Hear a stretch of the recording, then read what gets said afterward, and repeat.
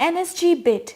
The 20th anniversary of the Pokhran nuclear tests was so muted this month. What developments had shown the world that India is a responsible nuclear state? What happened after Pokhran II nuclear tests? Why India needs NSG membership then? GS Paper 2. Bilateral, regional and global groupings and agreements involving India and or affecting India's interests. What is the context about? Some anniversaries are celebrated with enthusiasm while others are merely observed.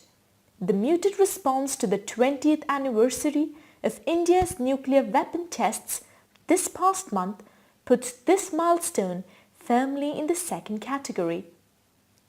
Today, India occupies a special position as a responsible state with advanced nuclear technology. This status is a product and a reflection of the steady attempt by New Delhi to shift attention away from its nuclear weapons and towards its civil nuclear technology.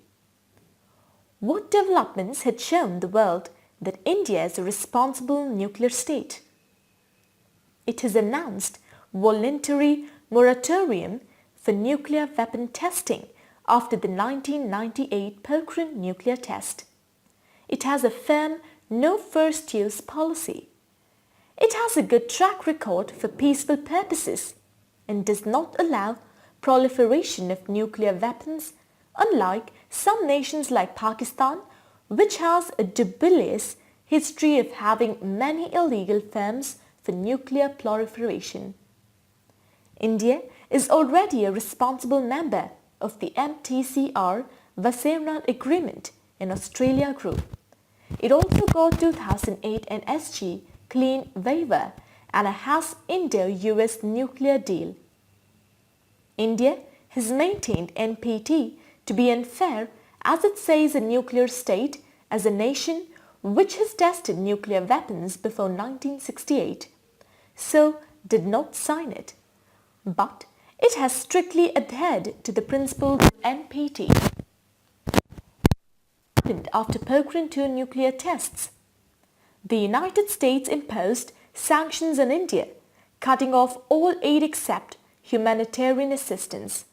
The then President Bill Clinton signed official papers imposing the measures on India for carrying out nuclear tests.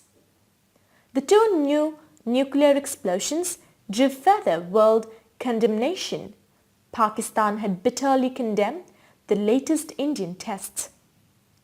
Pokhran II nuclear tests resulted in a variety of sanctions against India by a number of major states including Japan and the United States.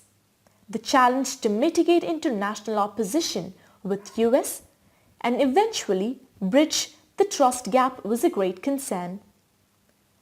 The test opened floodgates of trouble for India, which include economic and military and interactional isolation.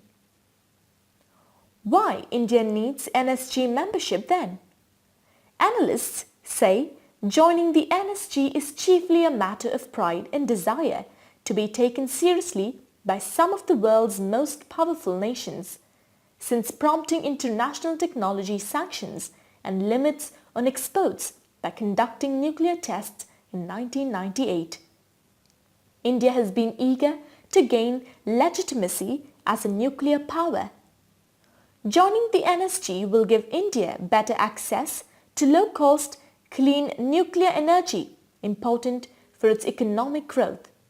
Nuclear power is one way India, and the third biggest emitter of greenhouse gases, could cut its emissions and reduce air pollution from coal-fired power plants.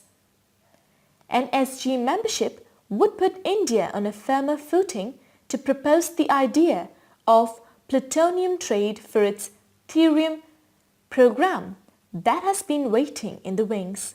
An early adoption of thorium technology would give India enormous energy independence and security.